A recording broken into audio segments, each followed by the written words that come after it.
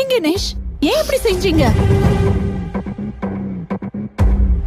ஆபீஸ்ல பிரச்சனையாக்கா, அதுக்கு போய் இப்படி பண்ணிட்டாரு. என்னதான் நடக்குதுங்க? எனக்கு என்ன சொல்றதுன்னே தெரியல. கணேஷ், படிச்ச நீங்களே இப்படி நடந்துக்கிறீங்களே, படிக்காத மக்களோட நிலைமை. எல்லா பிரச்சனைக்கும் தற்கொலை தான் முடிவுன்னா இந்த உலகத்துல ஒருத்தர் கூட உயிரோட இருக்க மாட்டாங்க. தற்கொலையை தைரியமா எதிர்கொள்ற நீங்க ஏன் பிரச்சனையை சந்திக்க பயப்படுறீங்க? சாக துணிஞ்ச உங்களால வாழ முடியாதா என்ன?